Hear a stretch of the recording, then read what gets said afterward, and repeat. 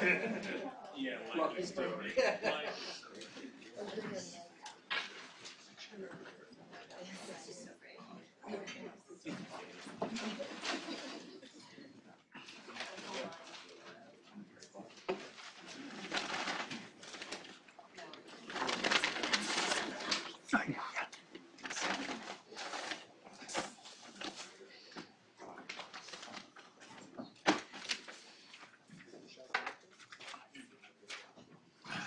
what I gotta do. I gotta get me some bow ties.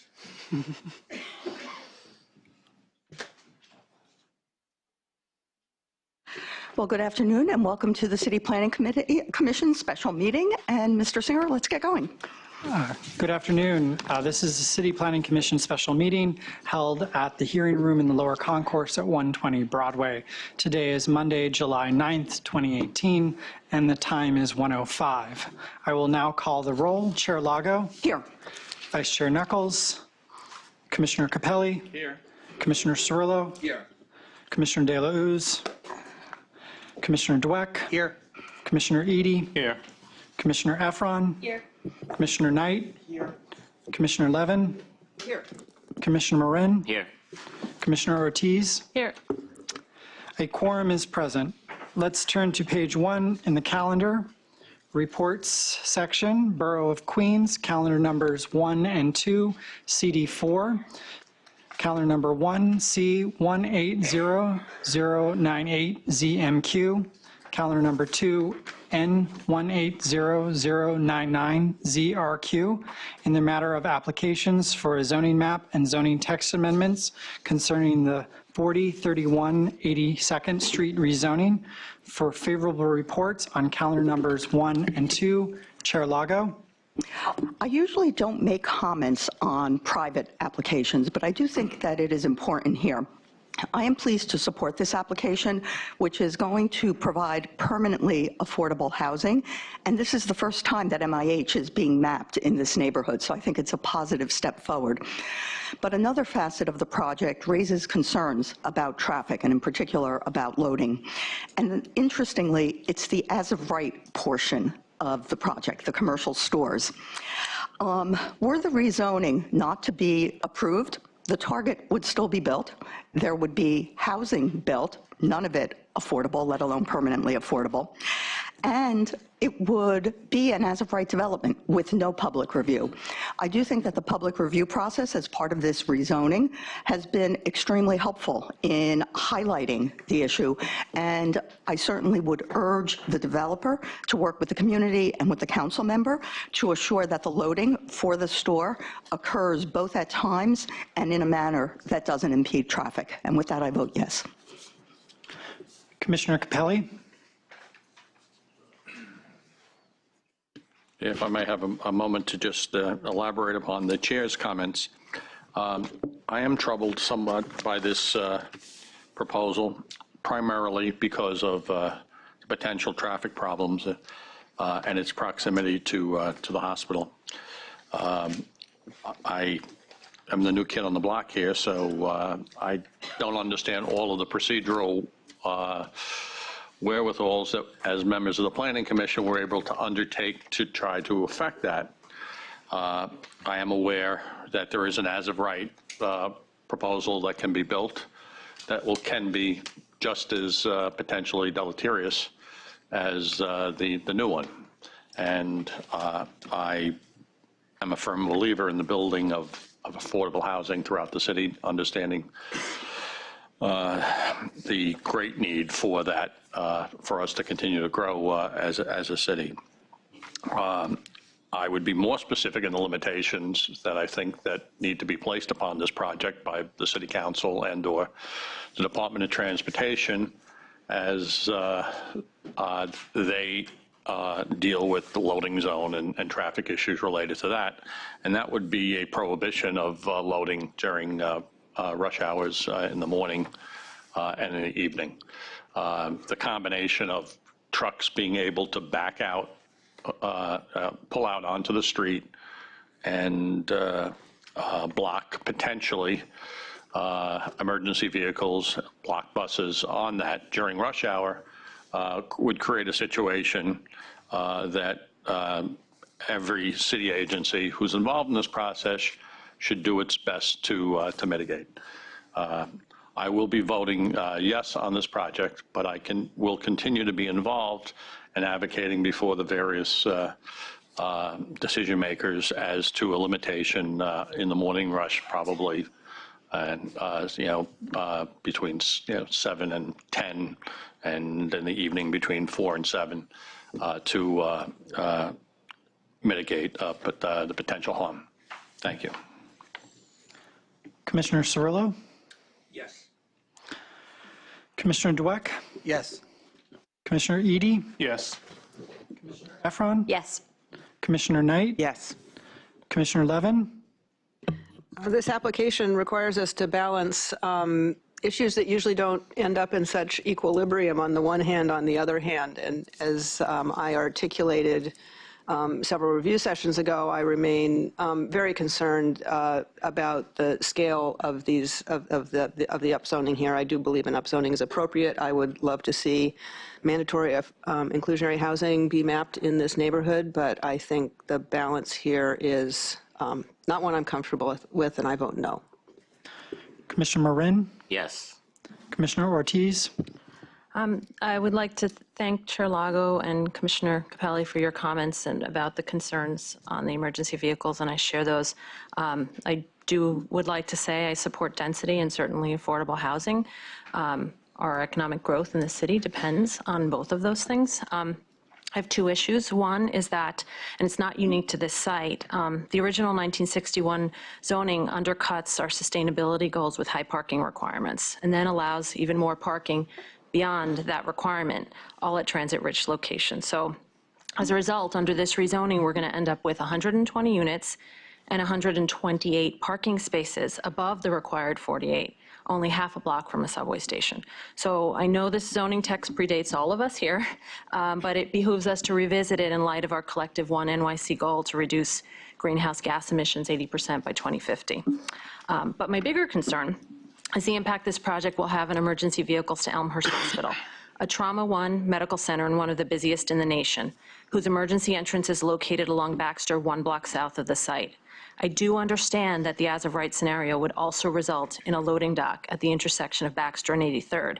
However, under this rezoning, we're doubling the size of the development, and the commercial alone will go from 20,000 square feet to over 76,000 square feet. That's nearly a fourfold increase, which will result in much more frequent loading and unloading, which means more 18-wheelers that need to pull forward, block 83rd Street in emergency vehicles, and then pull back into the dock.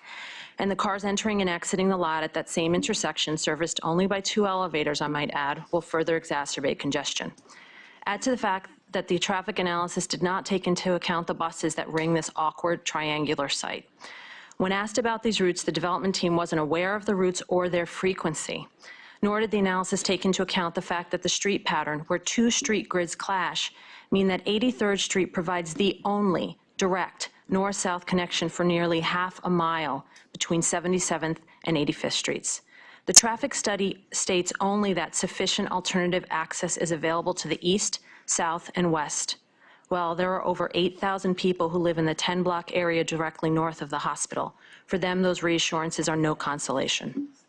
While the hospital inexplicably chose not to weigh in on this matter, the uniformed EMT union did, and I wish they had spoken at the hearing. They said this at a recent press event, and I quote, "There are times this turns into a bottleneck and people can't get through. We've sometimes waited 5 to 6 minutes to get into the ER. We've pulled patients out of the ambulance and walked them in from off the street," end quote. If this project is to advance in its current form, I urge City Council to incorporate restrictions on loading and unloading, reduce the size of the parking facility in line with the city's sustainability goals, and require a set-aside for car share vehicles that some studies have indicated replace as many as 15 personal vehicles for every 1 car share vehicle. With that, I vote no. Favorable reports have been adopted on calendar numbers 1 and 2. So any other business?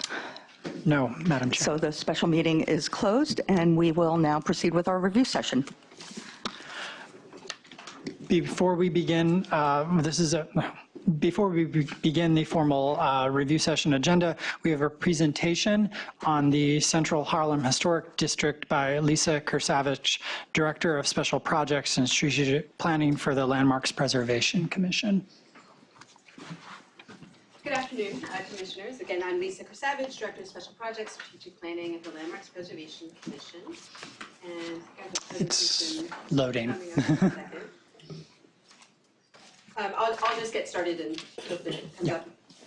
So I'm here before you regarding the Central Harlem West 130th to 132nd Street Historic District. On May 29th, 2018, the Landmarks Preservation Commission voted unanimously. This might be better. There we go. Voted unanimously to approve the designation of this historic district. Constructed during the speculative building boom that created Central Harlem's row house neighborhoods in the late 19th century, the district is highly intact and reflects both the architectural development of Harlem and also the rich social, cultural, and political life of Harlem's African American community in the 20th century. The historic district consists of approximately 164 buildings, stretching from West 130th to West 132nd Street, between Lenox and 7th Avenue. As I will discuss, the boundaries were drawn to include the most cohesive mid-block streetscapes. Much of Harlem above 125th Street experienced rapid development in the final decades of the 19th century. Speculative builders and architects filled the nearly empty blocks seen here outlined in red in 1879, and in just over a decade, by 1891, nearly all of the buildings contained within the district had been built.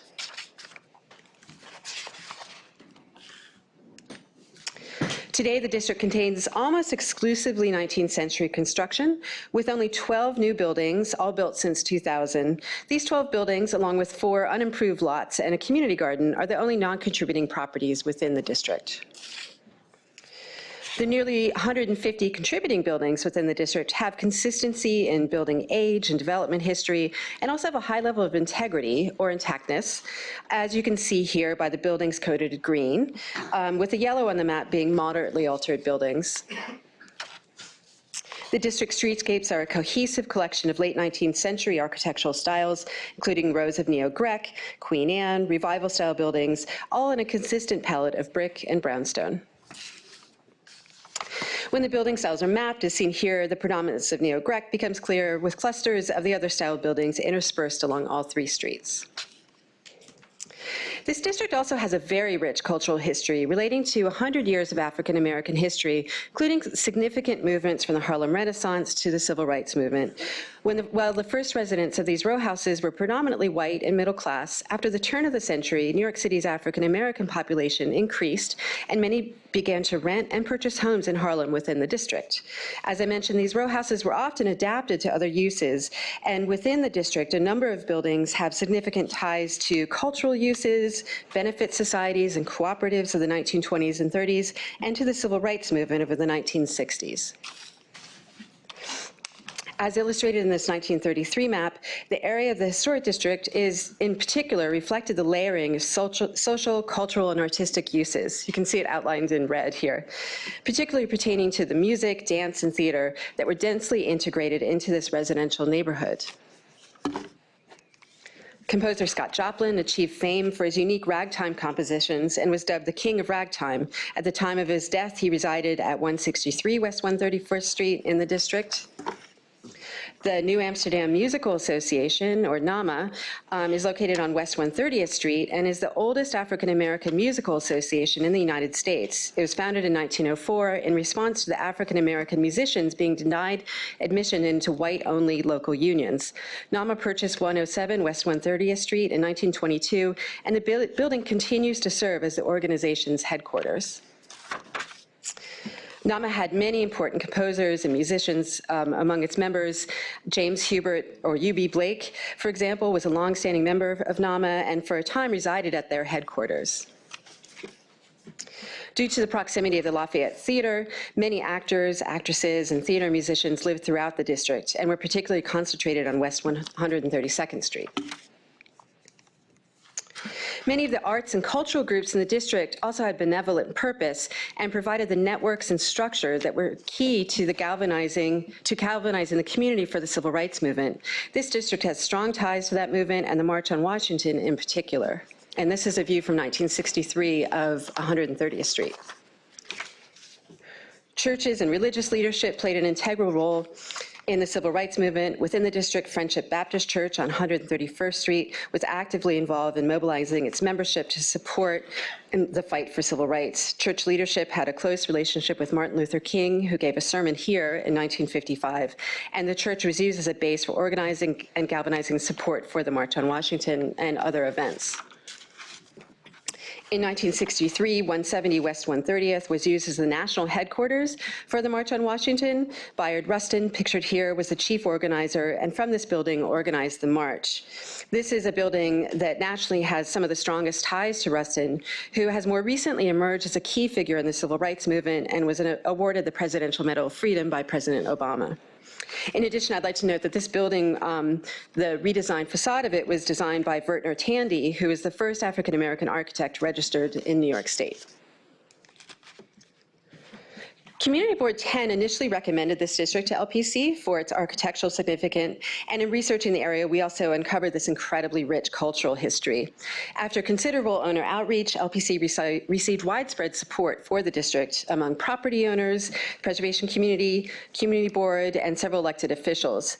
LPC heard some testimony at the public hearing requesting that the boundaries be changed to remove a garage building, which was built as a stable initially, from the district, and also received a petition with 450 signatures requesting the commission not change the boundaries.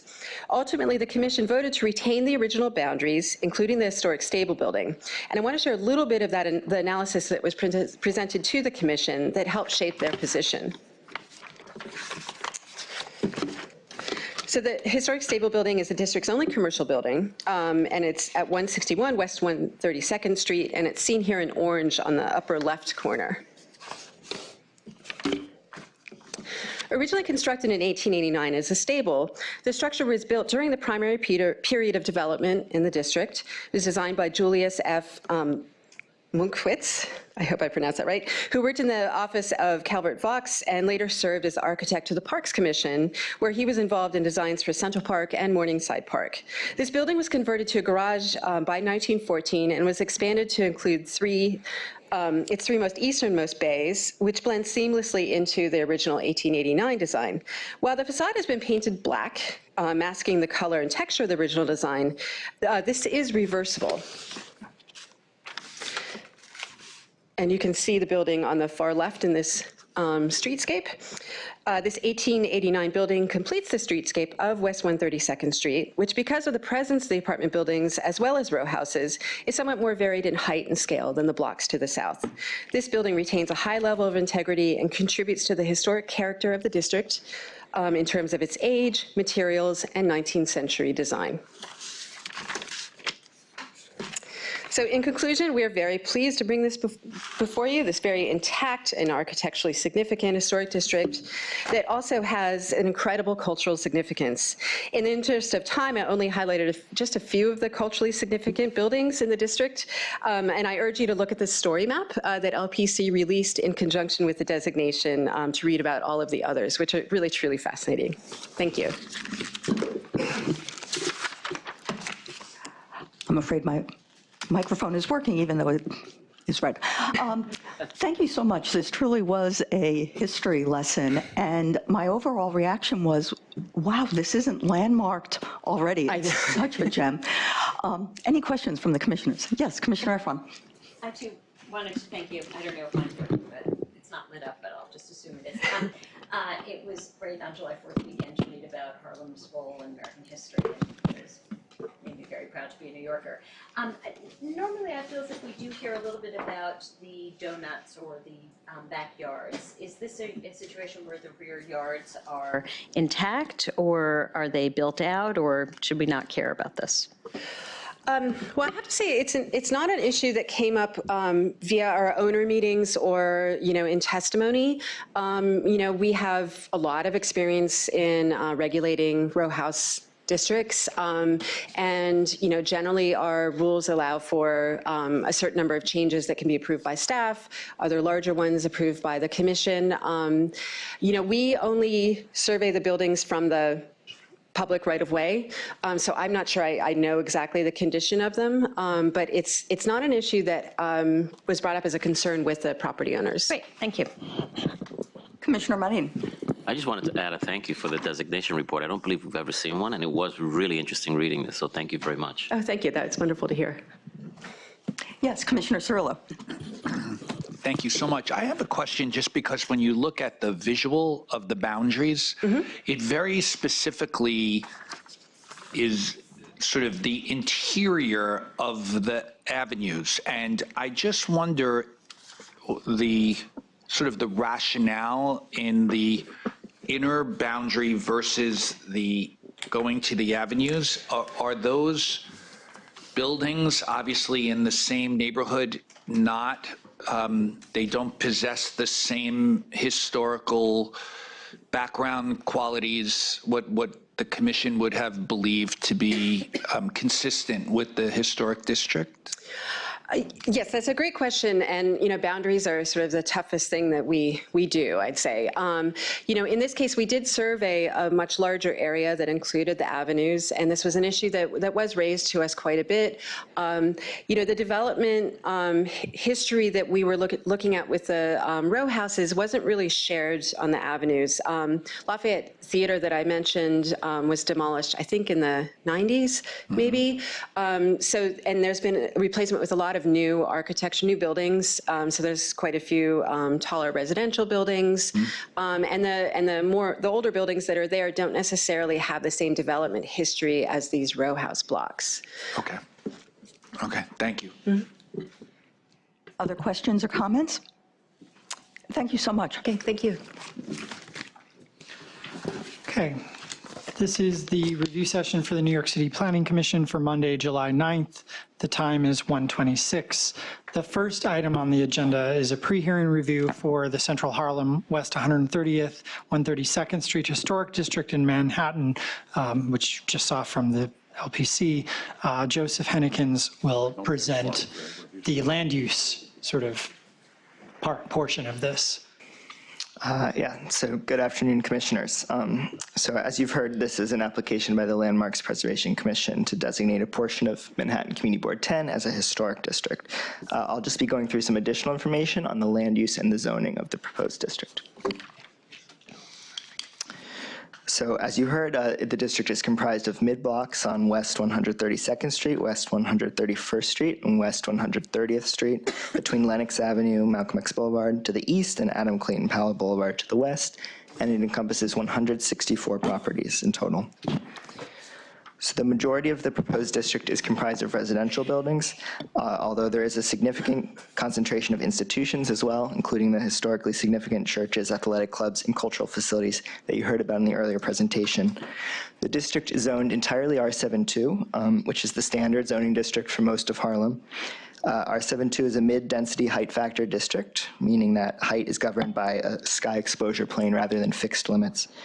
Portions of the proposed district that lie within 100 feet of Lenox Avenue are subject to a C24 commercial overlay, and small portions of the district that are 100 feet from Adam Clayton Powell Boulevard are under a C14 commercial overlay.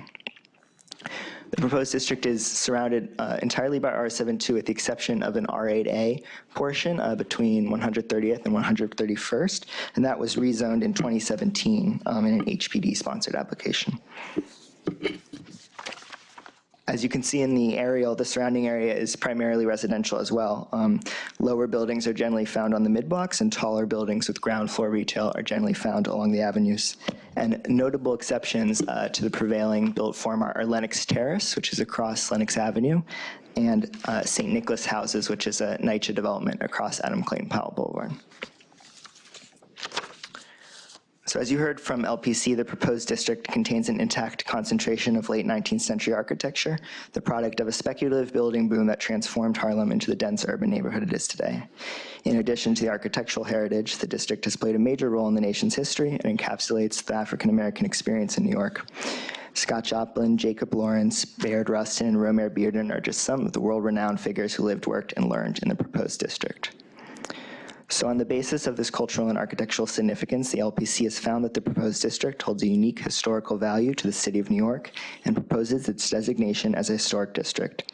The Department of City Planning is not aware of any conflicts between the proposed district and the zoning resolution, projected public improvements, or any plans for development, growth, improvement, or renewal in the area involved.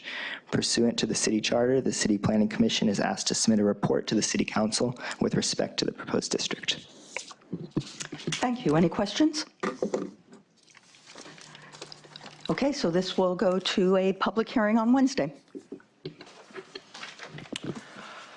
The second item on the agenda, page number 82, is a pre-hearing review of a zoning map and zoning text amendments in Brooklyn Community District 7.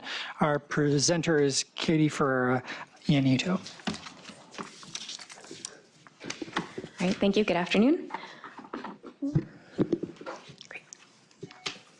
This is a private application for a zoning map amendment to rezone a C82 area within the Special Ocean Parkway District to R7A with a partial C24 overlay and to map the rezoned lots as mandatory inclusionary housing. The application was certified on March 12th, 2018, and it's returning now for pre-hearing. The action would facilitate redevelopment of part of the rezoning area to a mixed-use building. The proposed project site is located within the East Windsor Terrace neighborhood of Brooklyn, Community District 7. It's 1 block from the Prospect Park Parade Ground. The area surrounding the project site is characterized primarily by residential and community facility uses, including 6 to 8-story buildings as well as 1 to 2 family homes. The site is between a church property and also Kensington Stables, which is a horse stable that provides community equestrian training within Prospect Park. The area is located at the north end of the Special Ocean Parkway District, where buildings are required to provide a 30-foot setback from Ocean Parkway and also to enclose any off-street parking. The area along Ocean Parkway immediately to the west of the project site is zoned R7A with R8A to the north.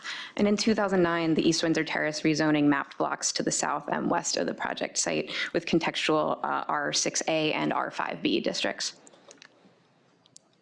The proposed rezoning area includes 2 tax lots totaling approximately 29,000 square feet.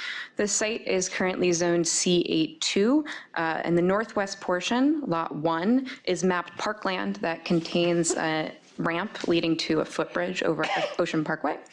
And the proposed development site, which is Lot 4, is a through lot fronting on Ocean Parkway and Caton Place that contains a 35-foot tall warehouse building that originally housed a roller skating rink. The applicant's proposing to develop a new mixed-use building of approximately 109,000 zoning square feet. That would include approximately 107 apartments, with 27 of those, or 25%, to be permanently affordable to households earning an average of 60% AMI under MIH Option 1. The applicant also proposes approximately 10,000 square feet of ground floor local retail space fronting on Caton Place and approximately 74 accessory parking spaces located underground via a curb cut on Caton Place.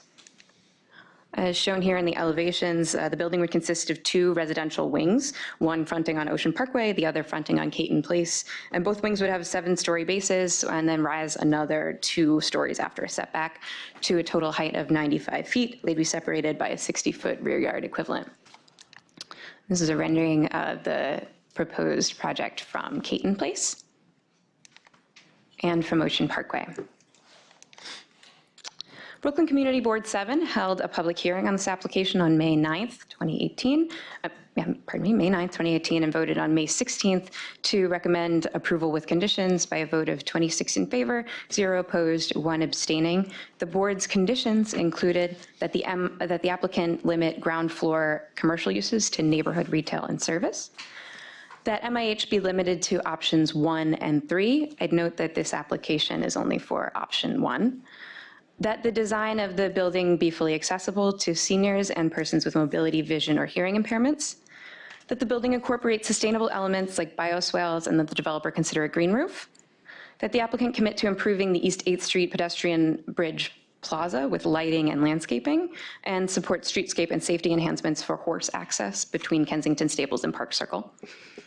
and that the applicant allow local residents use of its garage space and provide bike parking storage and car charging stations. The Brooklyn Borough President held a public hearing on May 17th, 2018. On June 22nd, he issued a recommendation of approval with conditions being that the applicant engage with the owner of Kensington Stables to explore developing horse stable space fronting on Ocean Parkway, that the applicant consider only low traffic generating uses for the site's ground floor, that the applicant engage with DOE to determine the potential for a pre-K facility on this site, that the applicant explore opportunities to provide below market space for arts and cultural uses here, that the applicant provide the 74 parking spaces proposed and a car sharing service in the garage, that the applicant use a locally based nonprofit to promote the MIH units, that the applicant continue to explore additional resiliency and sustainability measures, and that the applicant retain Brooklyn-based contractors, including minority and women-owned business enterprises. The applicant provided a letter to the chair of the CPC today. It should be included in your packet. In that letter, they respond to these conditions as well as questions that the CPC raised at certification. And I just note responses to some of those questions include in response to a question about the number of parking spaces proposed. The applicant has been engaged with the neighborhood and community board to understand parking needs here and ways that could be addressed on site. In response to questions about the proposed ground floor uses, I'd note that the applicant's still in a very early stage of making that determination, and again, has been working with the community and council member and others to assess needs for local retail and as well as community facility spaces in the area.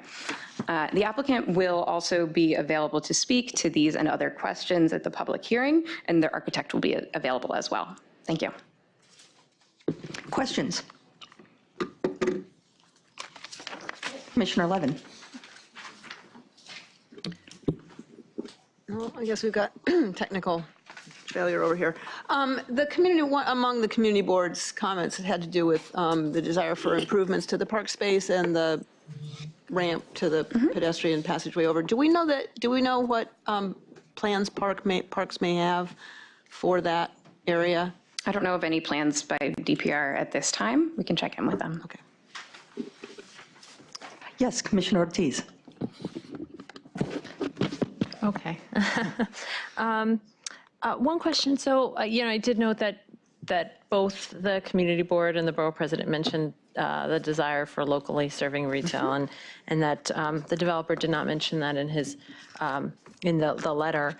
But I'm sort of curious, and perhaps bigger picture. What is the mechanism, or is there even a mechanism by which you can control who landlord leases to? I mean, this request, we hear it so frequently, and I think it's a matter of also educating, our partners on what is possible and what isn't. Are there times where a developer does this willingly, but it's something that we can't impose? I mean, how does this sort of work in practice? Yeah, I mean, I will let the applicant speak to the engagement, the extensive engagement they've had with the community on that discussion of that ground floor space. I think they noted in their letter that they've had experiences discussing interest in a grocery store or co-op. That's just one of many things that's on the table, and I'll let them speak to their commitment and the stage they're at. Okay, I guess I'm asking about, what are the tools at our disposal, if any, to impose any of these restrictions. I'm not in favor of them. I'm just wondering to the extent this is a request that we can never comply with, and we should know if there are precedents and if it's something that happens through negotiation, or if we could just get some more information as to, because we get this a lot. I think it happens, these agreements, if there are any, do happen on a case-by-case basis. And again, but not at city council level. Usually not. City planning is not involved in those. We sort of want to just set the table of uses, and then it's a menu, and it's like a buffet, and then they can choose what's appropriate for the neighborhood based on conversations with the council member, and also that it could be appropriate for the next few years to have a bodega here, but then in the next sort of 10 years from now,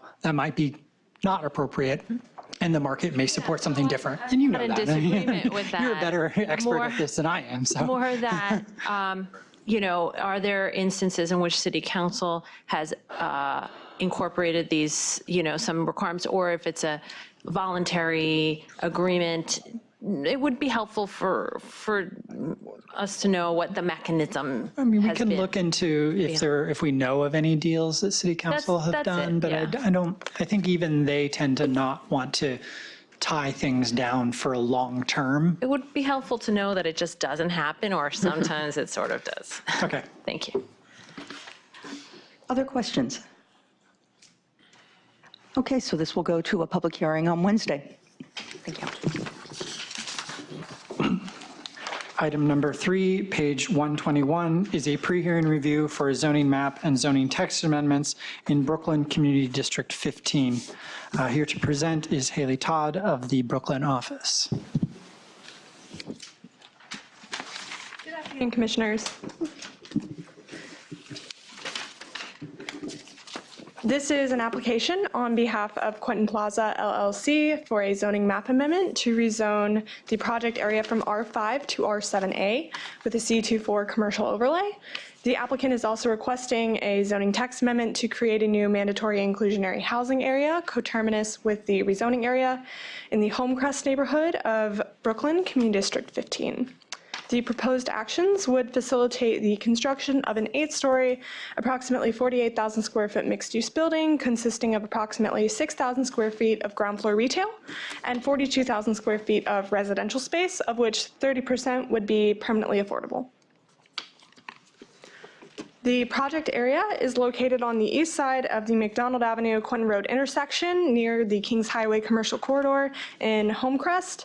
The area is well served by public transit. As you can see here, the New York City Transit F train runs down McDonald Avenue. At this point, the F train is elevated, so it runs overhead. The Avenue P and Kings Highway stops are both within 1 block of the site. There's also the B82 bus that runs along King Highway nearby. The surrounding area has a mix of residential, commercial, community facility, and light industrial uses, as well as surface parking lots. Nearby side streets are predominantly residential and consist of semi-detached 1- and 2-family buildings, along with other multifamily homes. The proposed development site is located on 2 opposite blocks. As you can see here, they're separated by Quentin Road. We have block 6633, lots 45 and 48, and block 6658, lots 1 and 86. The total area to be rezoned is approximately 30,800 square feet. This is 255 feet of frontage along McDonald Avenue and approximately 238 feet of frontage along Quentin Road. The proposed development is an 8-story mixed-use building that would contain approximately 42,000 square feet of new residential floor area, consisting of, on the 2nd through 8th floors, and 30% of this, as I mentioned, would be set aside as permanently affordable. And there will also be approximately 6,000 square feet of ground floor retail. There will also be 15 accessory parking spaces proposed in the basement. In order to facilitate this development, the applicant is requesting a zoning map amendment from R5 to R7A with a C24 commercial overlay. This would expand the uses permitted from use groups 1 through 4 to use groups 1 through 9 and 14, and it would allow a maximum FAR of 4.6 with 2.0 for commercial uses. The applicant is also proposing a zoning text amendment to Appendix F to establish an MIH area coterminous with the project area, which would require new development to set aside a percentage of residential floor area for affordable housing. The proposed actions were certified and referred out by the department on April 9th, 2018. At a general meeting in May, Community Board 15 voted to approve the proposed actions by a vote of 27 in favor, 6 against, and 0 abstaining. The Community Board did not include any conditions in the recommendation. On May 30th, the Borough President held a public hearing.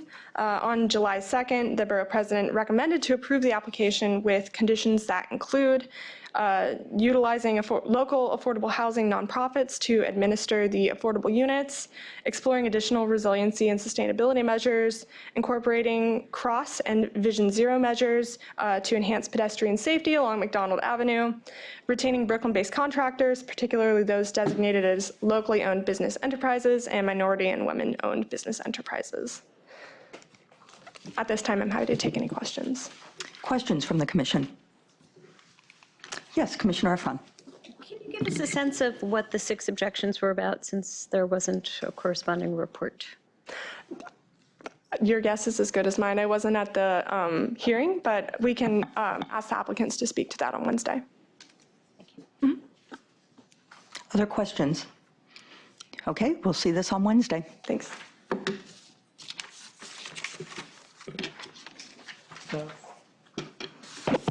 The fourth item on the agenda, page 153, is a post-referral review of a renewal of a previously approved special permit in Manhattan Community District 4. Annie White is here to present.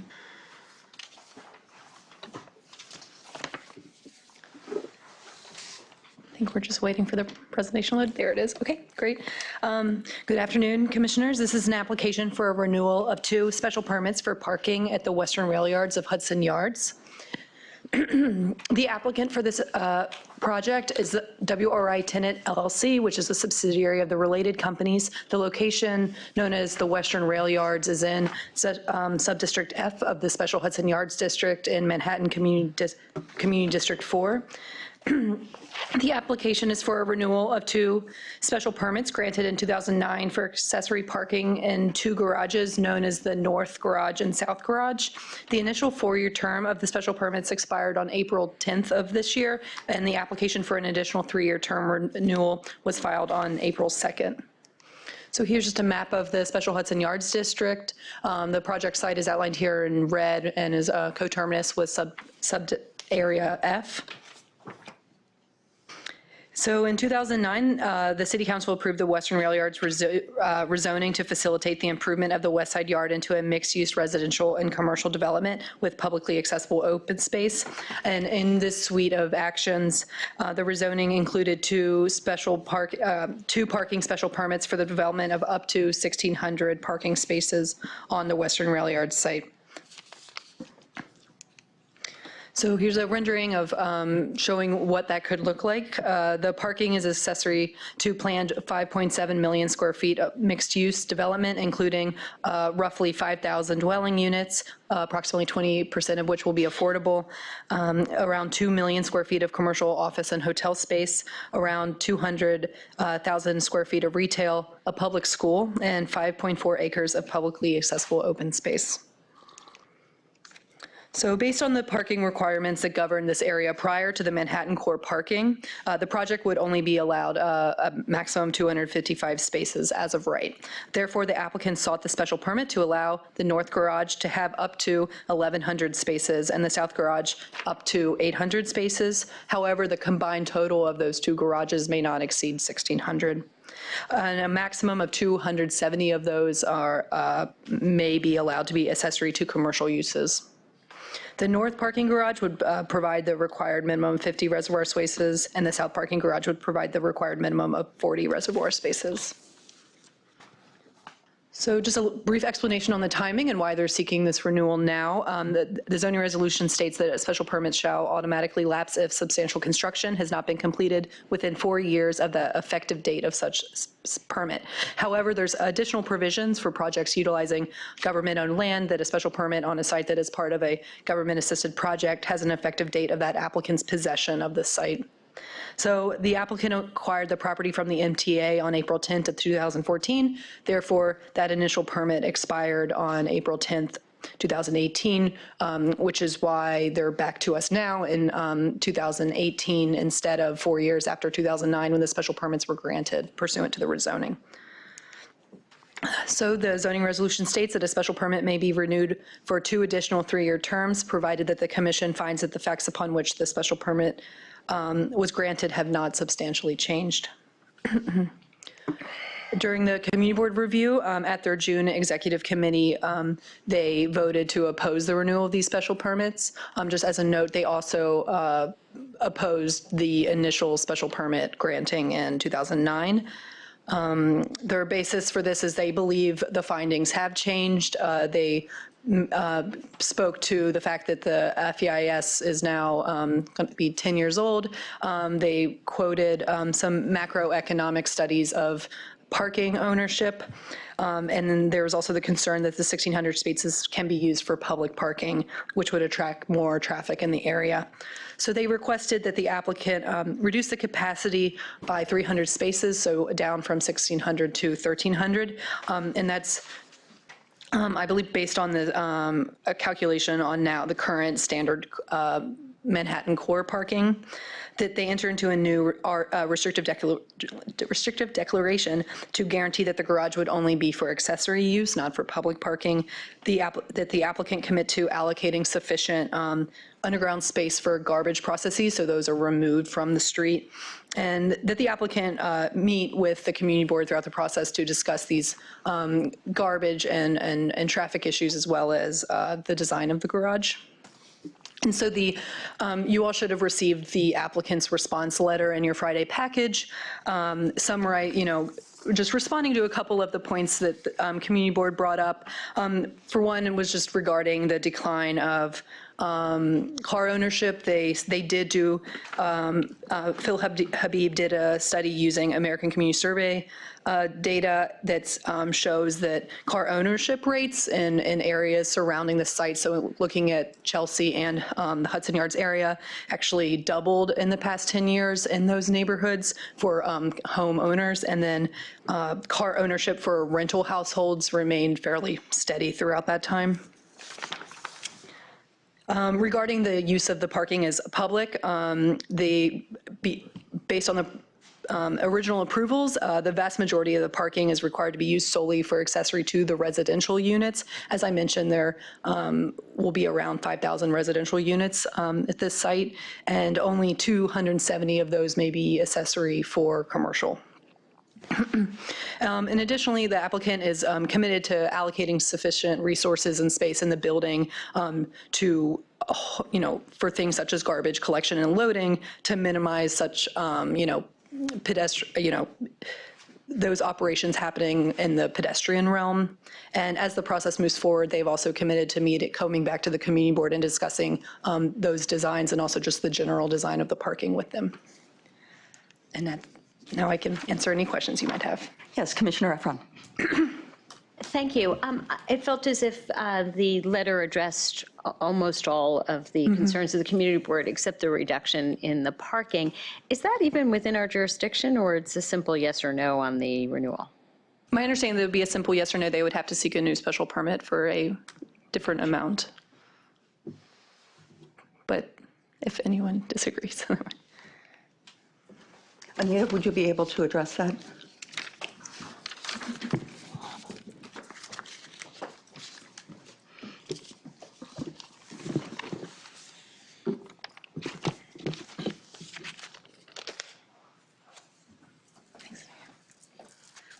So to your question about whether or not it's in our purview to require less, I guess is what you're asking. Certainly the applicant always can do less, but the parking rules that we have in the Manhattan Core are the Manhattan Core parking rules, and the methodology is the methodology, and so it shows whatever it shows.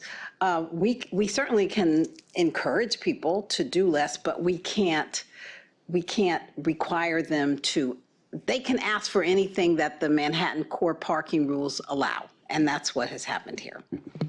I think also the question specifically is whether the action before the commission is just to renew the special permit as is. Okay, you're right. Or Modify the permit. So within that, we don't even have. We don't have, in this action, there's no ability to modify the permit. It's a question of simply renewing the permit, and the question you're asked is whether or not all the findings remain the same. That's really all you've asked. Mm-hmm.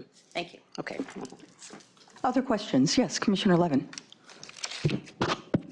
So I have a question about a remaining fact. I noticed in the excerpt from the City Planning Commission report that was included in the briefing materials. There's a passage that indicates that the commission notes that the applicant, same applicant here, continues to work with the Long Island Railroad on engineering and security issues related to the northern garage. There was an argument at that time about whether there should be so much parking allocated to the north. Shouldn't there be more in the south? The north is on the deck over the rail yards. The south is on terra firma. And I guess we acknowledged at the time that there were particular issues relating to the engineering and security issues related to the northern garage, and that it is possible that limited or no parking will be possible in that location. I know there's been a lot of engineering work and done in the meantime, and the security scenario has evolved. Do we have any different understanding now about what the development plans are for the northern garage? I know that the design and development plans are still being worked on, but at this time they believe that they will be able to seek the spaces that were previously granted, and I know that they're in constant conversation regarding their kind of the engineering of that. But I'm not aware of any kind of new information since the last time we discussed this. Okay, so no enhanced expectation that the northern garage will be something different than what they showed us? No, nothing. I'm unaware of any kind of change in expectations from what they previously applied for and what they're seeking renewal on. Okay, thank you. Other questions? Okay, then I will ask for an assent by a show of hands to renew the previously approved 2 special permits. Okay, thank you. Item number 5 on the agenda, page 201, is a pre-hearing review of a text amendment and special permit in Manhattan Community District 2. Xinyu Liang is here to present. Good afternoon, Commissioners. I guess I have to wait a little bit for the PowerPoint to load. Okay.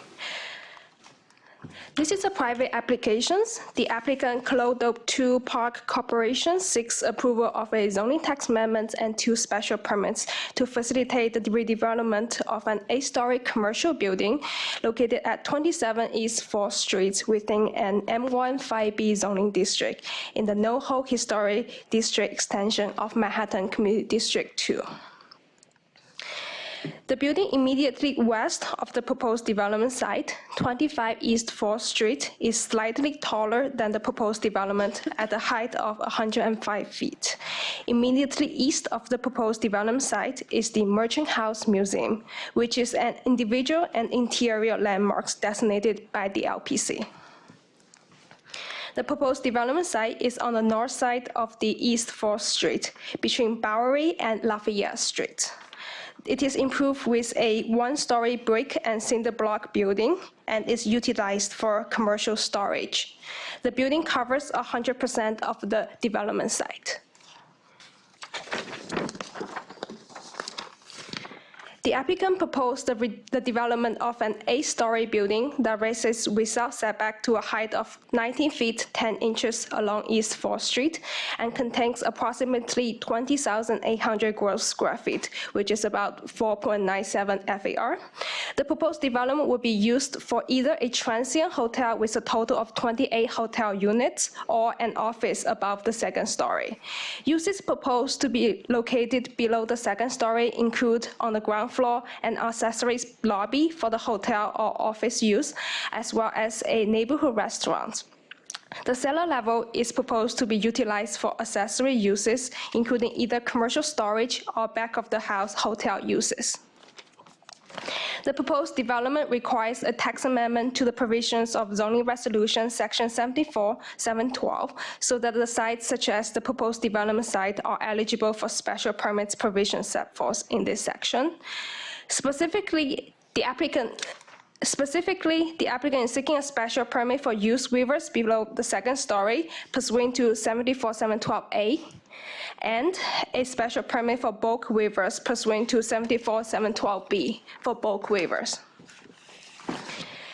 At its full board meeting on May 24, 2018, Committee Board 2 adopted a resolution recommending disapproval of the application with conditions: 41 in favor, 0 against, and 0 abstaining, to object the proposal unless and until the proposed development is modified so as to avoid all harm to the Merchant House Museum, as evidenced by support of the Museum Board and the Parks Department.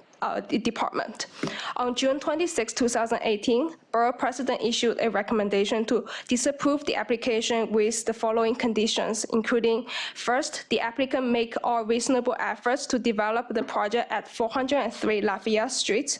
The city agencies should assist the applicant to assess the feasibility. Second, if the alternative site is not feasible, the city, through Department of Park and Recreation, should obtain an independent expert assessment that will develop a plan to ensure the structural stability of the museum building throughout construction prior to final approval of the application. 3, the City Planning Commission should require a restrictive declaration as condition of the 74-712 special permits to minimize adverse effects on the adjacent museum. And lastly, the Department of Park and Recreation should also be responsible for overseeing implementation of conditions and safeguards, regularly performing assessments of the site and performing repairs and maintenance as needed to ensure the stability of the museum buildings. The project will comply with the LPC's guidelines for construction adjacent to a historic landmarks, as well as the guidelines set forth in Secret Technical Manual and the procedures set forth in the DOB's Technical Policy and Procedure Notice, also called TPPN number 10 of 88, to avoid the potential for construction-related impacts to nearby buildings, including the Merchant House Museum. This also includes preparation a Construction Protection Plan, CPP, to be prepared prior to construction activities and submitted to LPC for review and approval. Thank you. Questions from the commission? Yes, Commissioner Efron. This is one where I really do miss Irwin. Will the applicant be able to explain in detail that we non-engineers would understand how, in fact, they would intend to build without harming or risking any harm to the Merchant Museum at the hearing? Yes, they will be able to explain how the CPP plan, as explained in my presentations, and according to them, their plans and measures is beyond the legal requirements. Yes, they will be able to speak on it on Wednesday. And then also, I just didn't know the full scope of the discussion about transferring the air rights to the other location and whether that was something that was feasible or just a recommendation of the borough president. And I hope the applicant will be able to speak. Yes, the applicant will speak more about that. Commissioner Ortiz? Hi. Do we have any, and maybe it's in our seated, but any formal statement from the Merchant Museum? We do not have any formal letter from the Merchant House Museum. Okay. I mean, I would think that, clearly they've been in discussions. Yes. And it would be helpful to have some sort of feedback, what kind of mitigation have they agreed to, at the time of this decision? And also, if something does happen to the building, is there opportunity for a restitution and have that be part of an agreement? I think that, I know for me to feel comfortable with this, I would like to see something like that. My understanding is the applicant is in contact with Merchants House Museum discussing about the protection plan. They will be able to speak more about how the process with the Merchant House Museum. Yes, that's what they said. If they have something formal before a vote, that would be great. Yeah. Yes, Commissioner Levin. Yes, I saw in our package there is from the LPC, there's the status update letter from 2014 that allows the demolition. Yes. And then it indicates that a certificate of appropriateness would be issued after the approval. Do we have a certificate of appropriateness yet for this? We typically have those. For 74-712, we do not need certificate of appropriateness, But in this case, the applicant they had the certificate of approval from LPC to demolish the building, and they have a conditional approval of building the proposed development once they received approval from City Planning Commission. So we don't have a document from LPC that analyzes the proposed, it's particularly the bulk waiver that's relevant to the LPC determination. I believe we do. It should be in your package. There's a. Oh, okay. I'll look further. All I saw was the update letter. But anyway, the challenge here is that the issue is not. Nobody seems to be raising issues about the the individual special permit, the ground floor use, or the bulk modification, but it's next to a fragile neighbor. And I think we're all concerned about what happens to the fragile neighbor. The fragile neighbor is, the Merchant House Museum is owned by the city. Yes. So where is DPR in all of this? Are they conducting their own analysis? What work is the city doing to take care of this property? It's fragile not only because it's exposed on the western side, but also because it's exposed on the eastern side, which has nothing to do with this developer. So it seems like we have two separate problems that get mushed together. One is what ought to get built on on the applicant's lot, and what ought to be done to protect the Merchant House. And my be interested to explore this with the applicant at the hearing. But my sense is that part of this should be the responsibility of the owner, which is the city, and then some of it obviously is the responsibility of the neighbor who's potentially introducing some vibrations. I can give you credit, Commissioner Levin, for being a mind reader because of the questions that are posed. We actually have at the end of this session an expert available from the Department of Buildings who will speak about how the Buildings Department oversees construction in situations like this. Okay, that's great. But I would say also that the Department of Parks and Recreation has owned this building for a number of years. We know it has these problems. They know this development has been trying to happen. Has the Department of Parks done its own analysis about the condition of the building and the protections that are going to have to be provided, or are we simply relying on the work that the applicant team has done, which I would submit, without casting any aspersions on what the applicant does, the Merchant House, the city has an obligation to give a second look to the precise conditions at that location and form its own opinion about what is right to be done next door. Department of Parks is certainly aware of this application, and they're in consultation with LPC and DOB in terms of the protection process. Okay, good. Thank you. Also, just want to note that the applicant has given to me the certificate of appropriateness, which we will share with the commission. Oh, good. And that also the bulk waiver and the use waiver were those in terms of their impact on the adjacent property. That was analyzed as part of the environmental review. So they said there's this bulk waiver, there's this sensitive property. And they also did part of that. There's a construction impact analysis as well. All it says those are is very high level. that we'll develop the construction protection plan. It doesn't say we got to worry about the plaster falling off, which I think is the core issue. Is the 1830 plaster is going to hit the wall, and then whatever historic value there is to the interior is gone. Yeah. Other questions? Okay, this will go to a public hearing on Wednesday. And before you leave the podium, I do want to note that very sadly, we are losing Xinyu to what is arguably the second best municipal planning department in the nation. Having had a commuting relationship for many years, but never further apart than Boston and Washington, D.C., I think we can all empathize with the fact that she is moving to San Francisco, and that's the reason that we very sadly will be losing her. So thank you, Xinyu. Thank you, everyone.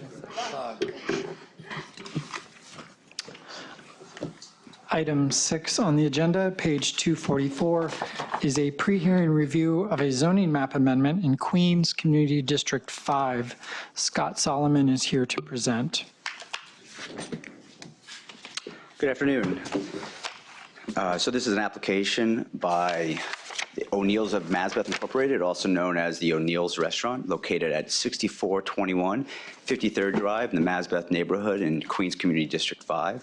They are seeking a zoning map amendment comprised of an R4 to R5D, an R4 to R5D C22, and an R4 to R4 C22. Quick background, the area is located across the street from the boundaries of the 2006 Mazbeth Woodside rezoning. This rezoning struck to provide low density and contextual districts while also targeted additional density along major corridors. This site was left out across the street. The development site has been a family-owned and operated restaurant since 1933. Goes as far back as 1928 under a different name. In 2011, a fire destroyed the building, which was later rebuilt and reopened under the same degree of nonconformance and noncompliance. It is located in a northern section of Community District 5, just between the BQE and Queens Boulevard to the north and the LIE running to the south. The surrounding area is predominantly made up of R4 and R4-1 districts. The area is characterized by a low-density mix of row houses and 1- and 2-family detached and semi-detached homes with some multifamily residential buildings and mixed-use buildings containing non-conforming ground floor retail uses. To the west is Mount Zion Cemetery, and just outside of the map is the LIE. Here you see a satellite. In red highlighted is the development site. The remainder of the remaining area, the project area, is in blue. Just to the west of the development site is a conforming but non-complying 4-story multifamily building. The development site in red is a 1-story ground floor, 1-story use group 6 eating drinking establishment, and the remainder of the site, the project area is made up of 6 lots, all mixed-use buildings with 2-story ground floor retail, with residential uses on the 2nd floor.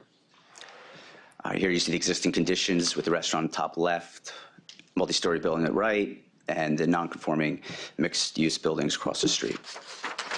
The zoning map amendment, again, made up of these 3 rezoning in the proposed zoning map. You'll see the R4 to R5D makes up the western portion of the project area, which is the multifamily building. The R4 to R5D with the C22 commercial overlay makes up the development site, and the remainder is the R4 to R4 C22 containing the 6 other lots, both on just north of the development site and across the street. Here you'll see a site plan showing the existing 1-story drinking and eating establishment, and then highlighting the proposed 2nd-story enlargement, approximately 4,500 square feet. It brings the building to approximately 12,000 zoning square feet, 20,000 total square feet, including the cellar. Here you'll see an elevation showing the partial addition with the new banquet hall, a use group 9 use, topping out at 25 feet 9 inches. The building would be built to a 1.49 FAR, a maximum is 2.0, but if they were to build any larger, parking requirements would trigger. And since they have no place, the whole property is built an entire footprint, there's nowhere to place that parking. So they are capping out the 1.49 FAR. Also, there's a small retail pharmacy that is in that building as well. It's about 400 or 500 square feet. Here you'll see, for illustrative purposes only, a rendering of the O'Neill's restaurant with a 2nd-story addition, and on the bottom, a elevation from 65th Place. After being certified on March 26th, Queens Community District 5 recommended approval of conditions by a vote of 32 in favor, 8 opposed, 1 abstaining. The conditions were to provide additional parking off-site to at least a minimum of 60, and to also record a restrictive deck that they wouldn't exceed the development that they're proposing in this application. The Queensboro and the 8 opposed were primarily based on concerns about parking, traffic congestion, and noise. The Queensboro president issued a recommendation to approve with conditions, that condition being the parking issue, with not specifying a certain amount of parking to provide. The applicant has since reached out to multiple businesses in the surrounding area. They've secured agreements to provide approximately 130 parking spaces, be done through valet. and that is the end. Questions from the commission? Yes, Commissioner Efron. Hi. I didn't see any mention of use of the roof, but since it's a banquet hall and since it's not built full, I just wondered if there in fact was, which would just be a question about the noise in the rest of the community. Yeah, there's no access to the roof. There's only utilities above. Okay, thank you. Other questions? Commissioner Levin. Well, other things that happen on the roof, how are they proposing, or how do they currently ventilate the restaurant, and how would they ventilate the expansion space? It is right next to a residential building. So I believe currently the ventilation is provided on the roof. I'll have to defer to the applicant if they can provide more detail of the location. It may be in the same spot, it may be moved. But there are additional air wells, I think that's right, or window wells space between the buildings. So there is space between the second floor addition and the adjoining buildings. Right. Well, and I did note that ventilation, restaurant exhaust was apparently not a problem raised at the community board level, right? No, that wasn't brought up specifically, primarily parking. Okay, good. And do we know how far, well, maybe I'll be interested in having them tell us a little bit more about their parking plan and where the alternate sites are they've located and how they shuttle back and forth, and okay. So how operationally how it'll work. But I mean, it's essentially two valets go out with the car. They follow with a car or vehicle, and they park it takes two cars to park a car. It will, yeah. So they own a car, and they shuttle the valet to the site. Okay. Primarily, and they'll continue doing this where they park on the street, and they come back. Yeah, it's a pretty congested area, so. Yeah. Thank you. Other questions? Yes, Commissioner Ortiz. Hi, I noticed that some of the context, there are two-story buildings that probably predate our zoning code. Yeah, they're non-conforming currently, so they'll be brought into conformance and closer compliance. Okay, so those images are of the area that will now be brought into conformance, like number 2. Yeah, so that's across the street, 3 lots, first That's story. not in what we're rezoning. It is, yeah. No. So in. Oh, I understood it just to be. So that satellite photo, those are to the easternmost portion of the project area, those 3 lots. Okay, I thought you meant across the street. I'm sorry, it is across the street, but to the east, not to the south. Got it. That was my misunderstanding. Okay, thank you. Other questions? Okay, we'll have the public hearing on Wednesday. Thank you. Item 7 on the agenda, page 281, is a pre-hearing review of a zoning map amendment in Staten Island Community District 2. Barry Fisher is here to present. Good afternoon, Chair and Commissioners. This is a private application for a zoning map amendment that would facilitate the legalization and enlargement of an existing repair establishment in the Bull's Head section of Staten Island's Community District 2 by replacing a C22 commercial overlay with a C81 commercial district. If you recall, the applicant's site outlined in yellow is close to the intersection of 2 major thoroughfares, Victory Boulevard and Richmond Avenue. This intersection is surrounded by commercial uses, including 2 gas stations. The project area itself is zoned R3X residential with the C22 overlay and occupies the majority of the block.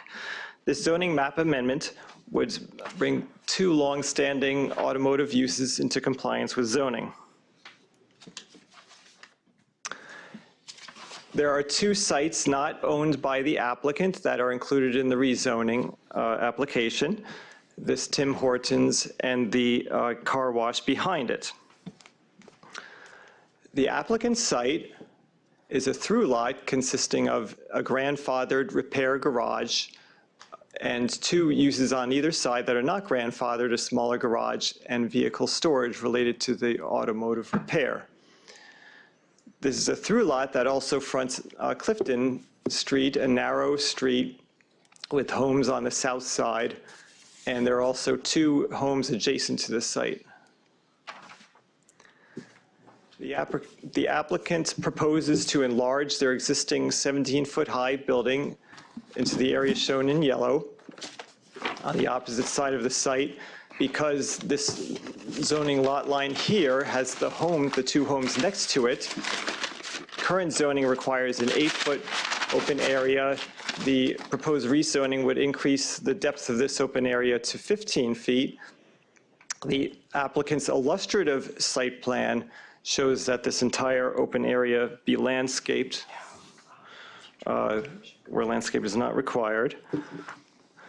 To facilitate the zoning map, or to facilitate the legalization and enlargement of these auto repair uses, the applicant proposes a zoning map amendment from the R3X with a C22 overlay to a C81 zoning district.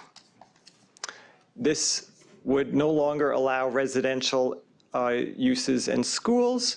It would start to allow the automotive, storage and service uses, a wider range of commercial uses, and also signs used solely for advertising, which could include billboards.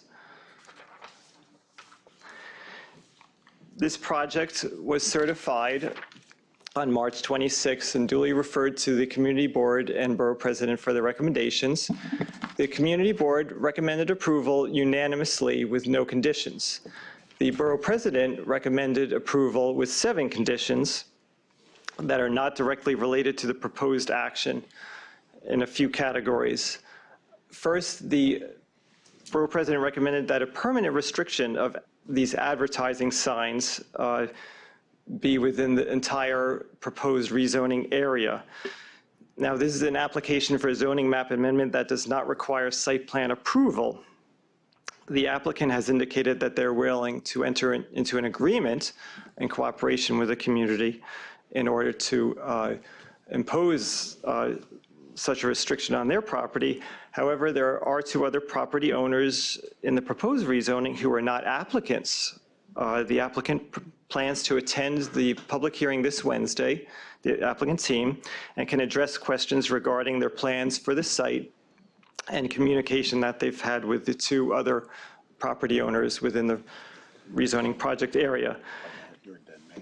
The next 2 conditions, 3 and 4, deal with the private property that's within the bed of the map street. And the Borough President recommends that it be dedicated for public use for future street improvements.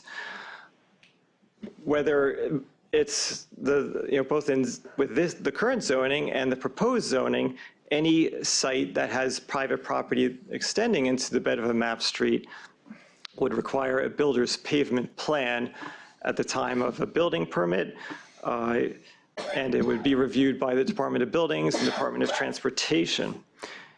And in any case, zoning does not allow any building within the bed of the map street. And again, the applicant can answer questions regarding this at the public hearing. Lastly, the Borough President requests that the Department of Transportation evaluate the sidewalk and curb improvements and pedestrian safety along Victory Boulevard, and also prohibit left turns into their property. The applicant can, again, speak to their conversations that they plan to have with other agencies like the Department of Transportation during the public hearing. Questions from the Commission? Commissioner Surla. Okay, is this working? Okay, the lights are not working. Thank you, Barry. So let me see if I can go through some of these things quickly, and I appreciate the presentation and the update. And obviously much of the concern that has been expressed by the Borough President is really needs to be followed up with the applicant, so I'll look forward to that opportunity on Wednesday. But in the meantime, just if we categorize the issues that were raised during public review, I'm just going to focus quickly on the DOT-related, sort of the other agency-related types of issues, just to make sure that I'm clear on what you just presented to us, that on the sort of the privately owned property in the bed of the street, the turns off into the site going westbound on Victory, and certainly the other sort of pedestrian-related issues would all be, and we can be assured that they would be part of a process that DOT would be involved in the future development of this site if this application were approved. Is that correct? Yes. I mean, I know we see an illustrative site plan, but we know we're not approving the site plan. So obviously just in the general sense of this, because things could change, but I guess we can be assured that DOT would need to be a part of that process, so those concerns would be addressed at that time. Is that correct? Right. Those concerns would be addressed at the time that any of these property owners apply for a building permit, like a development or an enlargement. Right. And that would be the property owner that's the applicant and the property owner or owners that are not the applicant, but whose properties are also subject to the application. That's right. Okay. So that addresses that. So let's really focus on what is let's say the primary concern that the borough president established in his recommendation, and that has to do with what as of right opportunities exist under the C8 with respect to advertising and signage. And, you know, you have very good photographs in the presentation before us, and I'm glad they're there, because what they do indicate in the sense of, yes, it's a too wide, you know, an intersection with two wide streets relied upon by Staten Island for, you know, as long as anyone can remember. And they are certainly active and successful commercial corridors, at least on the corners here. Obviously, there is a good percentage of residential population that surrounds this area, but the corners themselves are commercial in nature. But you can see that it's really small town commercial. This is not big advertising signage neighborhood, nor would that, in my opinion, as someone who knows this community very well and represented this community for many years, really, let's say, appropriate for what the C8 would provide and would provide the option for someone to do.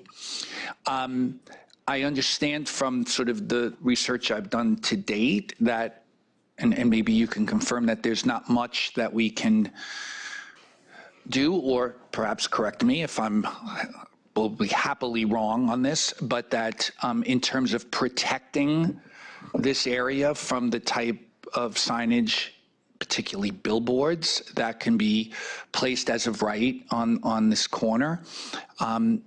But what options do exist to attempt to protect the community from what would be otherwise an as of right option under, you know, the application before us if we were to act to approve it? There are a couple of zoning constraints on something like billboards. One is that written into zoning, the billboard can't face a residential district. Another one is, I believe, a bulk restriction. That said, there is the way that the city controls signage is through zoning, and you know, we're told by council that there are other laws, you know, surrounding signs. So it's you know, it could perhaps be an agreement between, you know, the applicant and the community. It's something that largely you can speak to the applicant directly about.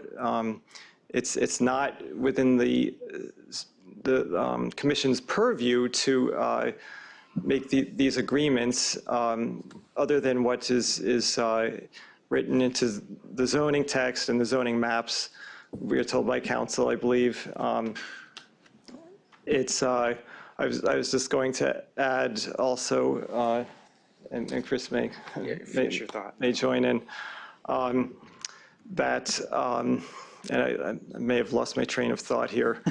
Sorry. I'm just going to take, and Chris, please feel free to contribute whatever could be helpful to this. The idea, and certainly this will be an issue that I would want to have the applicant address. You did indicate in your presentation, which is not part of the materials, not that we've seen that the applicant was willing to discuss an agreement. I'm interested in knowing, because not all the lots are owned by this applicant, that what sort of issue that raises in terms of how far we can go with an agreement, even if the applicant agreed to enter into an agreement, and where the other property owner or owners are in this story. But just for a moment, if I'm allowed to address that issue with the applicant and raise that issue, then who is the agreement with? Would I be asking for a commitment from that applicant for that, or am I asking for the applicant to commit to that at another time in the land use process that I then don't get to control before I vote? Right. I think what Barry was saying, and I see Anita's on her way up here, is that I know, I saw Anita coming around the back. often the agreement is made, is sort of a commitment made by the landowner that they, you know, to address these concerns, they're willing to enter into an agreement with the community. I think Anita can speak to the legal mechanisms for that, but it's often, as I understand it, done with city council. So maybe Anita. Yes. So, you know, the action that is before us here is a rezoning action. And what we are being asked, the commission is being asked to consider, is the appropriate of the zoning district here with the uses and the use groups that are allowed in that district. And yes, you are correct, Fred, that the signage regulations relate to various zoning districts across the board generally in the city. And we are not here touching the signage regulations. So the signage that is permitted in a C8 is permitted in this C8 in the same way it is in other places. Sure. And so you have your concerns. And so the City Planning Commission's purview here is really narrow and is limited to the question of whether or not this is an appropriate zoning designation. And the commission doesn't have any authority to address the signage regulations, which are a whole different set of text in the zoning. As I mentioned to you earlier, I do believe that there are issues with the signage regulations that at some point in the future, it might be beyond all of us, but at some point we will have to address modernizing and updating the signage regulations, but that's not actually what we're doing at this moment. So in these situations, we are limited, but the council is not limited in the same way. They have a broader legislative authority, and if they wish to impose additional constraints or requirements with respect to a rezoning action, they may do so. But those limitations that they impose are really agreements between them and a developer that are not really enshrined in the zoning in any way.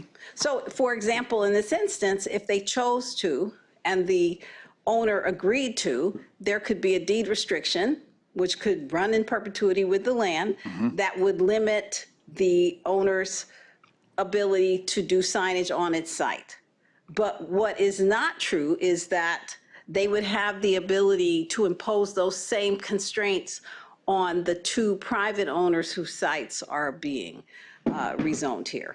Okay, and that would have to happen separately and distinct from, I mean, obviously each property owner would have to have a deed restriction imposed upon their property. That is correct. Okay, so it's interesting. I might also note that we've seen on some larger, very large projects, we will create a special district, a special set of rules where we can fine tune bulk, we can fine tune signage.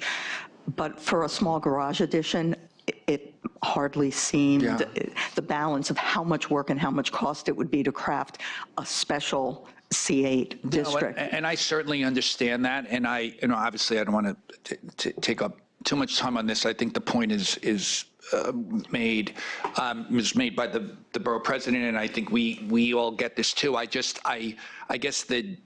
I'll use the word disappointing part of this from where we sit is that we are being asked to change the zoning on a property, which then opens the door to other things that would otherwise be prohibited and more appropriate, but yet we have no control over all of the other things in that package, which seems to be a little inconsistent, since from a planning perspective, something could be good, but then a piece of it might not be good and something. So that's an issue. That's actually the tension between having rules of general applicability versus site plan by site plan. Sure, and I guess the ultimate question then becomes, what is the purpose of the zoning change anyway?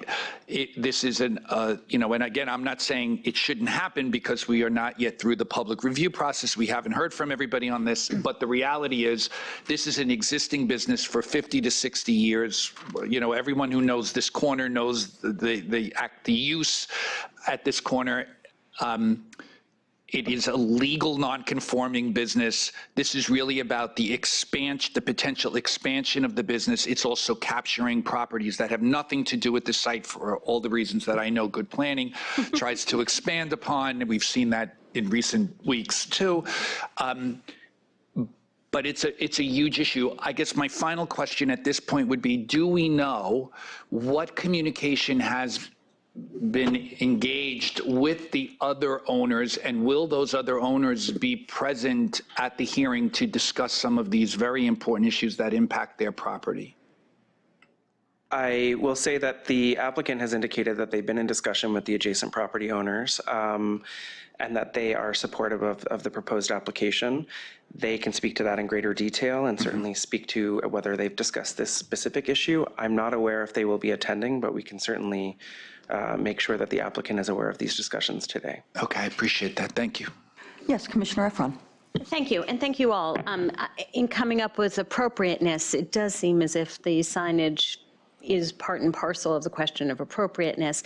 And toward that end, it's very useful to hear that signage can exist facing commercial spaces, but not towards residential. If there are any other defining signage limitations, it would be helpful to understand them. I know I can go find them, but if they are readily available tomorrow or Wednesday in the presentation, that would probably be really useful. Sure. Again, we'll make the applicants aware of this conversation and see if they can bring more information, and we're also happy to follow up with the commission with more information. I would just say one thing would be interesting in addition to that, also the uses that are possible here, because we are dealing with this as if this longstanding family is going to take this zoning change with their neighbors, and either the neighbors won't do anything with it, but they'll just have it, and this family is going to expand the automobile use. What we don't know is what happens in the next generation or next year when this entire corner of Richmond and Victory could become something that was never envisioned, that C8 provides, that really is not as appropriate as the automobile use. So it would be interesting to see what other uses are possible here, because that's also what we're providing an as-of-right opportunity to do here. What other uses, I assume, that aren't currently allowed but would become allowed? Correct, of course, yes. New uses that would be permissible under the C8. Zoning handbook to show you what the answer is. Google, for that matter. Commissioner Capelli. Yeah, in the interest of time, I will adopt almost in total my colleague to my left here. I'm very concerned about the non-applicant pieces of this and what we open the door for to as a result of trying to satisfy the commercial needs of the one individual applicant. And it would be a really good idea for these other people to come, and perhaps it would even be a better idea if they came saying that they're willing to restrict, that they understand the concerns that you guys have raised with the applicant, and they're willing to abide by the same. We'll certainly pass that along. I will just point out that the one use in between the applicant's property and this Tim Hortons on the corner of this image here is an existing car wash facility that is also non-complying and will become, will come into compliance through this action. Mm-hmm. Other questions? Yes, Commissioner Levin. Just a detail. It's indicated that the community board did vote in favor of this unanimously, but it was with 15 votes in favor, and there are 44 members of the community board. So maybe we can reflect that vote, but it looks like they didn't have a quorum. So that doesn't stop us from receiving the information and understanding their issues, but the record ought to be clear. If it is in fact the case that there wasn't a quorum, that ought to be made clear in the record. Okay. Well, I just want to note that we will make that clear, but that is sometimes happens in the summertime. Yeah. Yeah, no, I understand, not to be critical, but we have to, Yeah, I mean, it's not make that officially an clear. action by the community board. Absolutely. And I also want to note that the signage, advertising signs still have to comply with the bulk envelopes here, and the bulk envelopes for this district we can explore those and give you a sense of what those are. But advertising signs, in my experience, tend to want to be up high. So these may not be good sites for that anyway.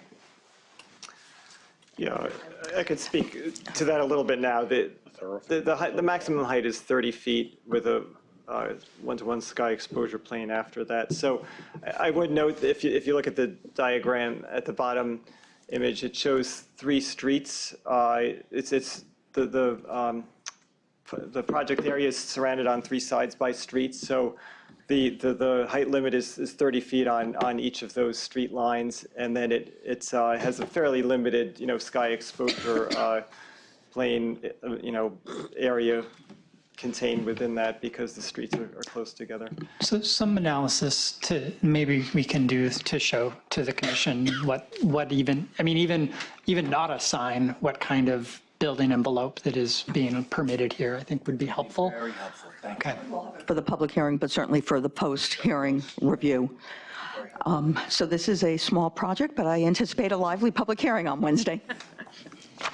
You're on your own for that, so I'm not coming back from the beach. Oh, okay.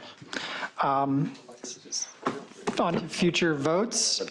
Staff have prepared reports for decision on Wednesday, July 11th for the following. 1601 DeKalb Avenue. The LSS NY Early Life Bronx Works Senior Center and Child Care Center. Bolton Commons. The Department of Health and Mental Hygiene Queens Pet Admission Center, and the Brinkerhoff Cemetery acquisition and site selection. Also scheduled for decision on Wednesday, July 11th is 460 Brielle Avenue. And then moving on to July 25th, staff have prepared reports for decisions on the engine company's 264-328 landmark in Queens District 14, and the 53rd Precinct Station House, also in Queens District 14. Those are both landmark designations.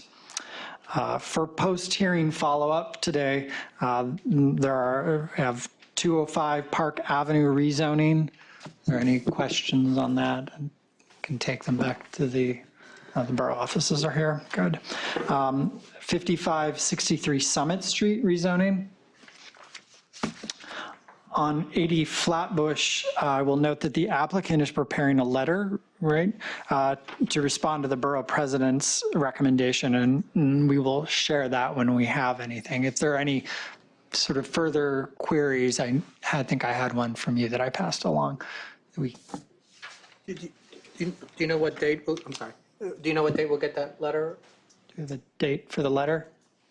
No, we'll have it before the next. It'll be before the 23rd of July review session. Thank you. Okay.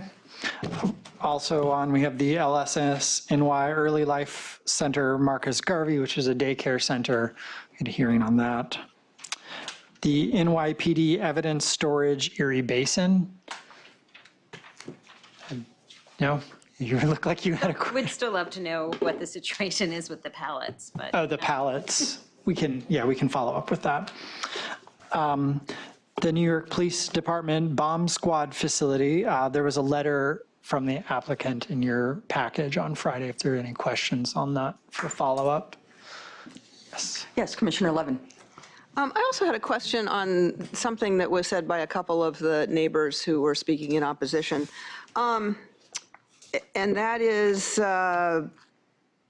it's barely sort of rumor and innuendo, but about whoever it is who owns the garage that is the subject of this application, having other business interests on the street.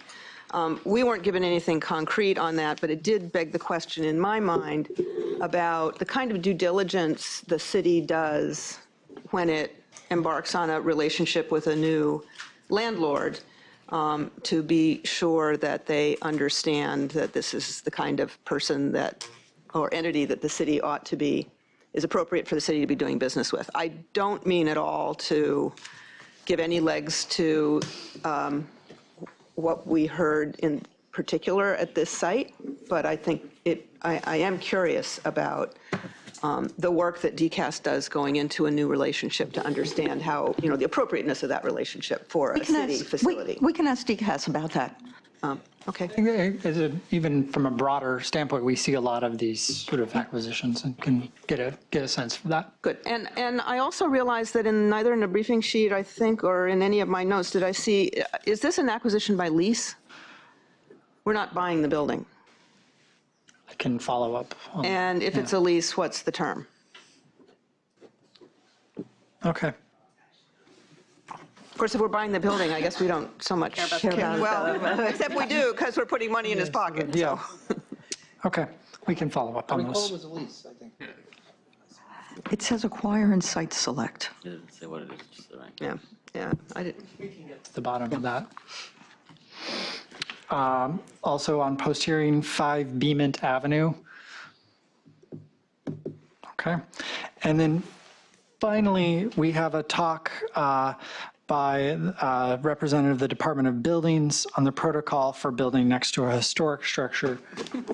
Is it Tim Lynch? Yes, it is. Yeah, Tim Lynch from the Department of Buildings. Good afternoon. My name is Tim Lynch. I'm Chief Engineer for the Department of Buildings. I'm a professional engineer and a subject matter expert in just about all formats of construction and existing buildings, 19th century, unreinforced masonry buildings particularly so. Would you like me to discuss the vacant lot and the occupied lot that are under review now for the... Yes, please. No, actually, I think just in general, what the protocol is. Okay. Okay. So for construction adjacent to a landmark building, no matter where it be, these sites come up fairly routinely because there's approximately 40,000 landmarks buildings in New York City. And they vary from one-story taxpayers to high-rises. And the buildings that are most sensitive to construction next door are really unreinforced masonry buildings, of which these would be townhouses, federal era buildings, mercantiles, cast iron lofts, and multiple dwellings, old and new law tenements. The risk to the existing buildings, be they landmarks or non-landmark buildings, comes in 3 flavors. If a site adjacent to one of these existing buildings is up for reconstruction, there's a demolition component that has risks associated with it. The next big trauma to the adjacent buildings, potential trauma, is really the excavation component and getting the foundations for the new buildings on the lot. Once the excavation is out of the ground, the superstructures rarely pose a risk to the buildings, to the adjacent buildings. So the risk to any unreinforced masonry building, be it a townhouse, taxpayer, any of these masonry buildings, generally is the demolition and excavation phase. The first question that we usually require is that the developers for these jobs follow the landmarks guidelines, the TPPN 10 of 88, which give thresholds to allowable movement for the adjacent buildings. And there is thresholds in the code for those. There's numerical values. It's easy to put out there that the developer has to maintain a building safe. But safe, it's an adjective, and it really needs to go with a specification. So therefore, the risk to the adjacent building is how frail is the adjacent building. If it's a contemporary constructed building with a robust steel frame, it really isn't really that much at risk. There are elements to this work that's at risk. Unreinforced masonry buildings form a little bit of a risk for us. They come in two flavors when it comes to our administrative code and building code. We have an administrative code that requires owners of these existing buildings to also maintain them safe. And that's a value that we also remind adjacent owners that you may have a new building, but you have an obligation to maintain your own building safe. So therefore, there's some obligations to the adjacent property. For the new building developer, there's thresholds and there's legislative building code requirements for the excavation, demolition, and the new construction work. It's mostly Chapter 33 work, and there's some engineering. So when we look at one of these frail buildings on a lot line, be it the neighbor hasn't maintained it, be it that it's in a condition now that it wasn't built to when it was part of a terrace of adjacent buildings where it was locked in place. Now it's not locked in place. We consider that. We also consider the risk to excavating the adjacent building and changing the load paths in that adjacent masonry building. That's a risk for us as well. So these things depend on the diligence and the efforts of the developer. It also depends also on the cooperation of the neighbor, because it is rare to have a new building going up on a vacant lot or a developed lot or a demolition lot where you don't get some collateral damage. Why? Because there's vibration on the job site. There's changes of loads. There's trying to get the old building out and the new building in. So that's a consideration. To require absolute values of no movement is a challenge because it's not in our code for no movement. Landmarks did set thresholds for these values, and they're useful. Everybody recognizes them.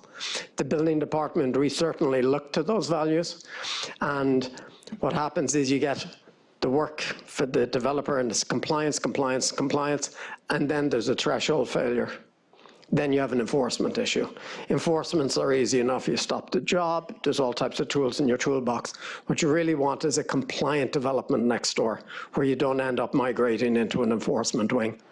So there's many things that can go with that development site. You can do benign foundation work. But we don't really opine as to the suitability of the site. Just the general contractors and developers' willingness to make sure that they've taken all of these considerations into play. And then we ourselves in the building department look at these different levels, and we work with ownership and with the design engineers. Did you consider this? Did you consider this? And we go through a list of these probabilities. What happens in this event? Have you got that covered? Because these are basically, they're building laws. They're not really specifications to tell somebody to do something else. We're regulators. We're not really speccing what the developer does. So we look at these things pretty regularly. To anticipate no movement of an adjacent building, that would be rare.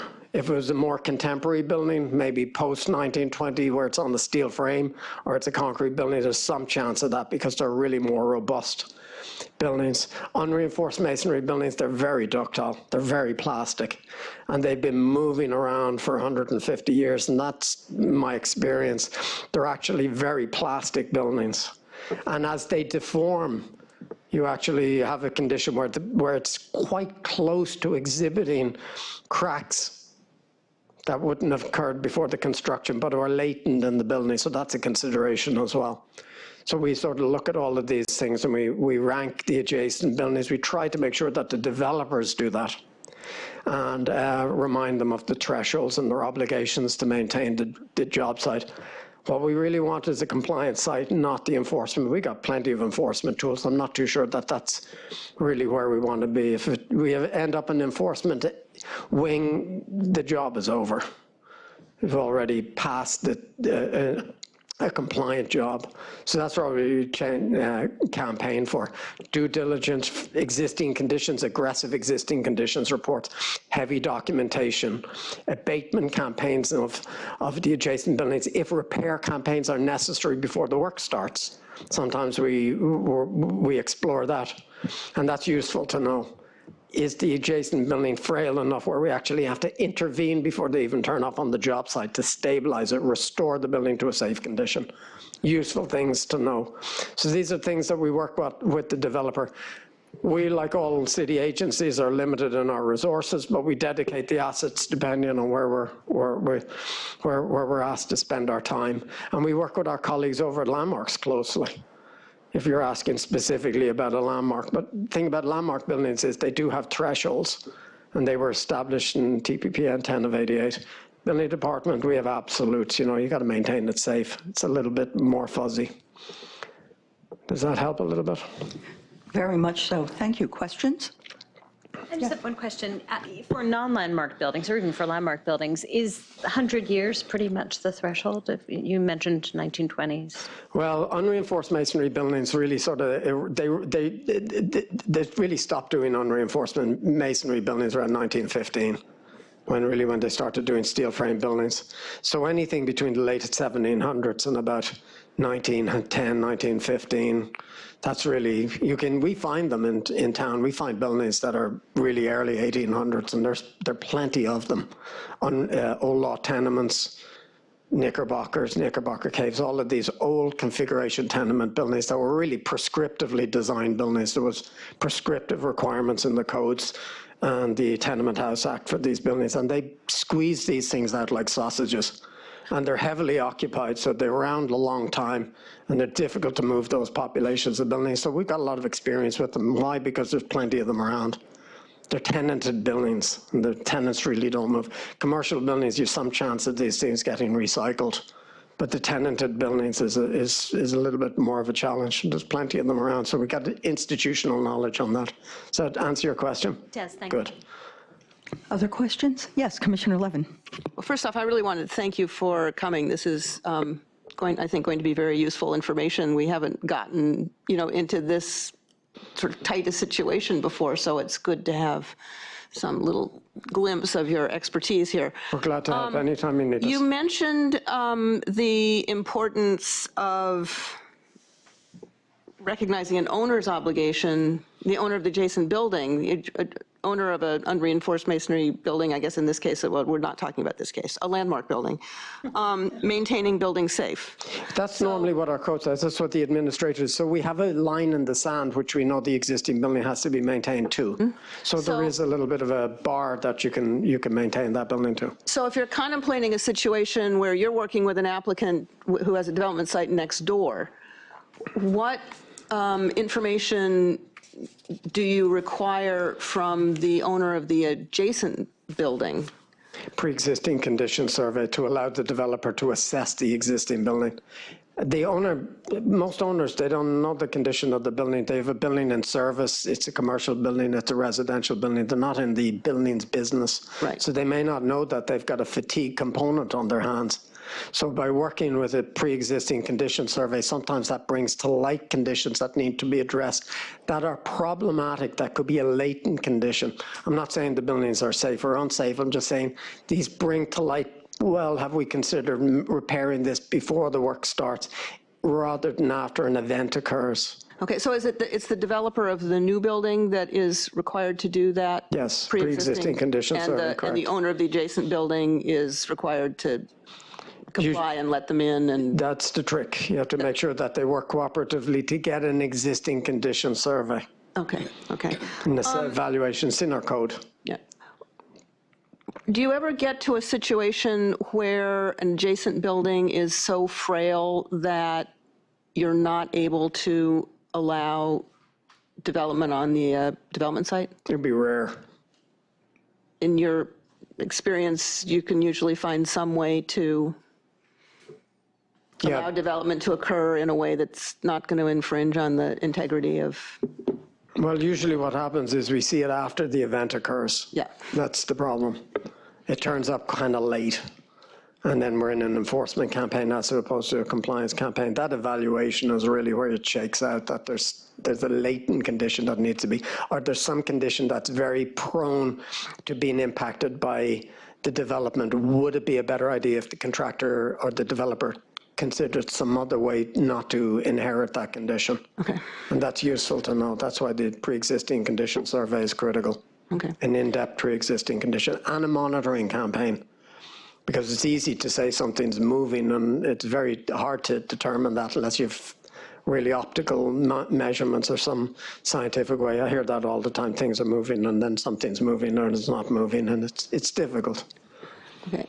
And then one final question. Are there, so many blocks in our city were built as rows of buildings. Correct. And then one comes down, another comes down. You end up with just one of a row, and the one was the one that was supposed to be in the middle, supported by the others. We have many of those. Is it are there particular issues involved when you've got one who's now been exposed on both sides? Very much so. Do you have to take measures on the non-development side as well as the Depends on the stability of the building, whether it's out of plane. There are scientific ways that you can figure out how risky this building is standing. Most of the buildings can stand freestanding, but they weren't generally, when they were built, they weren't really designed for left to right movement. Contemporary buildings are designed for left to right and up and down movement, but these historic buildings, masonry buildings, weren't really designed for left to right movement. So we got to watch out for that. When you have a freestanding building, they're really quite slender. Doesn't make it a bad thing, but you have to be mindful of this left to right movement, that lateral movement. So that's one thing that we check. Is the building actually out of plane? Is it plumb straight and true? One of the rules for building these buildings in the old codes was the walls must be plumb straight and true. And that's what helps them, that they have to have a certain thickness and they have to be plumb straight and true. So that's usually a good indicator of the condition of the building. Okay. Well, I want to thank you. Your presentation was a combination of an absolutely fascinating university class and learning so much, but also the fact that this much attention is paid to landmarks makes me feel good about our city. But even more so, if this much attention is paid to landmarks, just what it says about the Department of Building and its important work in keeping us safe inside structures. So thank you very much. Thank you. And I think with that, the review session is closed. So the review session is over. It's 3 o'clock. Thank you.